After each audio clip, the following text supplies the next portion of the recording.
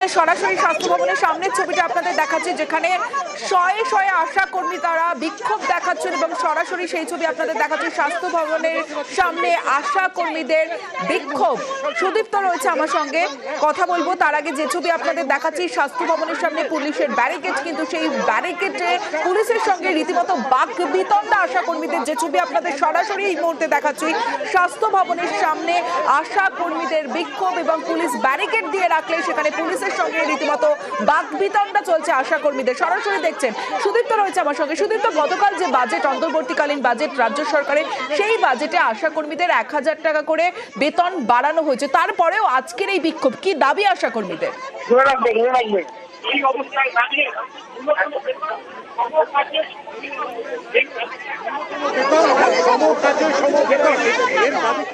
কথা বলবো সুদীপ্তর সঙ্গে। তার আগে যে ছবি দেখাচ্ছে, স্বাস্থ্য ভবনের সামনে আশা কর্মীদের বিক্ষোভ সরাসরি, এবং স্বাস্থ্য ভবনের সামনে যেহেতু ব্যারিকেড দেওয়া রয়েছে, সেই ব্যারিকেডের সামনে পুলিশ মোতায়েন রয়েছে। পুলিশের সঙ্গে বাকবিতণ্ডা, স্লোগানিং করছেন আশা কর্মীরা। যে ছবি দেখাচ্ছি, হাজার হাজার আশা কর্মী তারা স্বাস্থ্য ভবনের সামনে বিক্ষোভ দেখাচ্ছেন এই মুহূর্তে।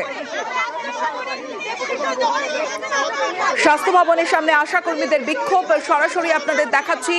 গতকালই রাজ্যের যে অন্তর্বর্তীকালীন বাজেট, এবং সেই বাজেটে 1000 টাকা তাদের বেতন বৃদ্ধি করা হয়েছে এবং 6000 টাকা আশা কর্মীদের বেতন হয়েছে। কিন্তু তারপরেও আজ সকালের যে ছবিটা এই মুহূর্তে দেখছি, আপনাদের দেখাচ্ছি, যেখানে স্বাস্থ্য ভবনের সামনে আশা কর্মীরা তারা জড়ো হয়েছেন, বিক্ষোভ দেখাচ্ছেন, পুলিশের সঙ্গে বাকবিতণ্ডা চলছে, যেখানে পুলিশের তরফে ব্যারিকেড দেওয়া হয়েছে স্বাস্থ্য ভবনের সামনে, এবং সেই ব্যারিকেড টপকানোর চেষ্টা এবং সেখানে পুলিশের সঙ্গে বাকবিতণ্ডায় আশা কর্মীরা।